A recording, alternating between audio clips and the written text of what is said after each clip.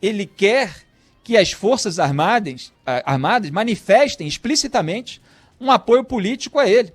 E estava revoltado com o fato de isso não estar acontecendo. As Forças Armadas são instituições de Estado, não são de governo. Elas não estão aí para manifestar um apoio político ou ideológico ou a um projeto de poder específico, nem para o Lula, nem para Dilma Rousseff, nem para Fernando Henrique Cardoso, que veio antes, nem para Michel Temer, nem para Jair Bolsonaro. São as Forças Armadas Brasileiras, Exército, Marinha, Aeronáutica. Estão lá para cuidar da defesa do país, entre outras coisas. Inclusive, agora podem ajudar, inclusive, na vacinação, como a gente tem falado aqui no programa matinal no Rio de Janeiro, do qual eu participo. E os comandantes, felizmente, se recusaram a fazer parte desse papelão, como outras pessoas já haviam se recusado em outras áreas. E aí vieram os detalhes sobre essa reunião com o Braga Neto, que assumiu o Ministério da Defesa no lugar do Azevedo e Silva. E os detalhes de bastidor mostram que o almirante, né, o comandante da Marinha, o nome dele é Wilkes Barbosa, almirante, apontou que a mudança pode gerar apreensão no país, que afeta a imagem das Forças Armadas, e disse ser inadmissível o uso político dos militares, alertando ainda para o risco de que as Forças Armadas caiam numa aventura como em 1964. Quer dizer, quem é otário o suficiente para acreditar que os comandantes estão saindo por alguma outra razão que não o interesse do Jair Bolsonaro em fazer o uso político das Forças Armadas? E quem quer que entre nesse cargo agora está colocando um selo na testa de quem topa deixar o Jair Bolsonaro instrumentalizar de alguma forma as Forças Armadas. Ou, quem sabe, equilibrar ali os pratinhos, fazer um aceno aqui, um afago ali. Ele gosta de ter gente próxima nesses órgãos, nessas instituições, para fazer as vontades políticas dele. E a isso os outros poderes estão assistindo, pelo menos até esse momento. Os outros poderes que colaboraram com a sabotagem do combate à corrupção, tanto o Congresso quanto o sistema judiciário, pelo menos na figura do Supremo Tribunal Federal, como eu tenho analisado aqui em vários casos, em várias frentes, essa frente ampla pela impunidade.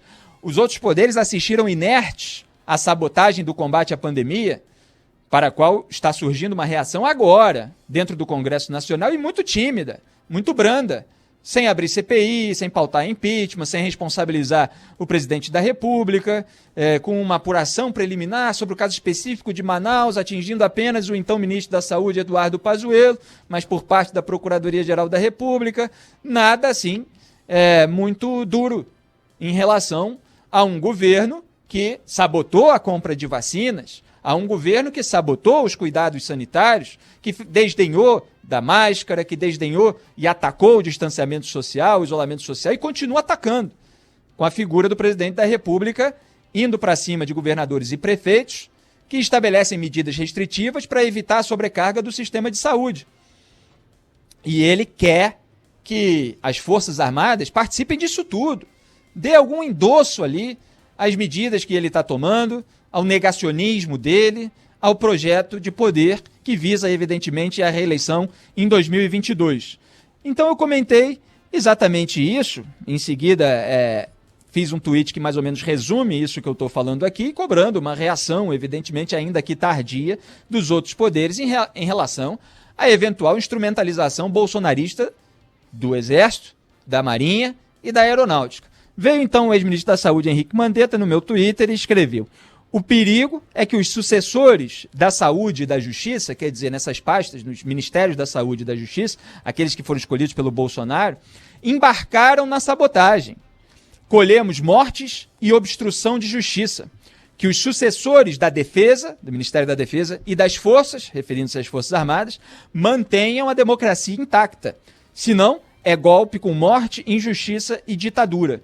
Foi isso que comentou o Mandetta, que tem sido aí bastante ativo nas redes sociais, ele que certamente tem também as suas pretensões eleitorais em 2022, seja para concorrer à presidência da República, seja para concorrer a governador do estado dele, mas está aí se manifestando. E nesse ponto, está correto, assim como tem estado correto, muito mais do que o Bolsonaro, pelo menos, em relação à pandemia. O que aconteceu nesse troca-troca foi o Bolsonaro se curvando ainda mais para o centrão, e nós vamos analisar isso aqui em detalhes nas próximas informações que eu vou comentar, mas posando de valente, tanto para a sua claque virtual bolsonarista, quanto para o Supremo Tribunal Federal e para o próprio Congresso, de uma maneira geral. Então ele dá lá a Secretaria de Governo para uma representante do Centrão, como a gente já vai ver. Ao mesmo tempo, ele quer que todo mundo pense que as Forças Armadas estão com ele.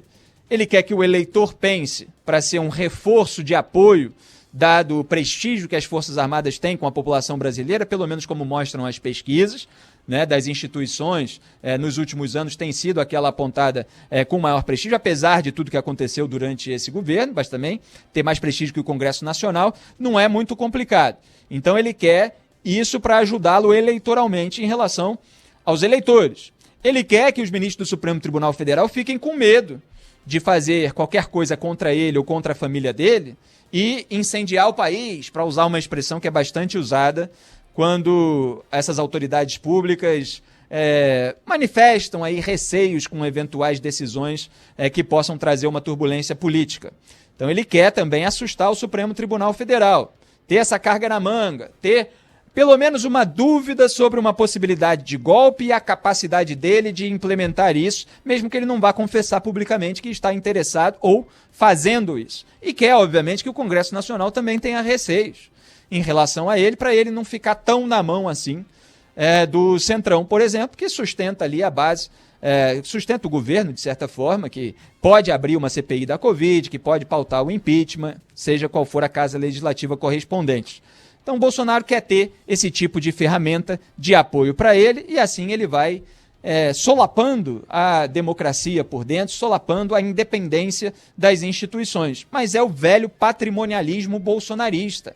Da mesma forma que ocorreu no gabinete do Flávio Bolsonaro e as investigações apontam que ocorria em outros gabinetes da família, agora essas investigações precisam avançar, há essa tremenda indistinção entre aquilo que é público e aquilo que é privado.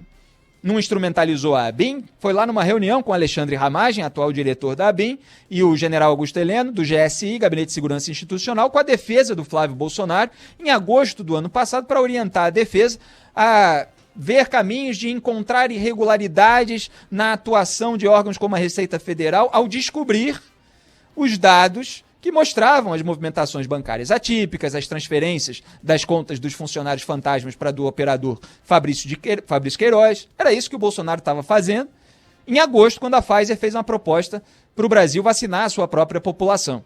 Então esse patrimonialismo que aparecia nos gabinetes, que aparece na instrumentalização dos órgãos do Estado, aparece agora na tentativa de fazer uso político e instrumentalizar a seu favor as Forças Armadas. É gravíssimo o que está acontecendo no Brasil e só as pessoas que se deixaram fanatizar e se deixaram engambelar por um monte de microfones de aluguel que estão faturando alto por aí, elas não estão enxergando aquilo que realmente está acontecendo. Mas aqui a gente vai mostrar a realidade, doa quem doer.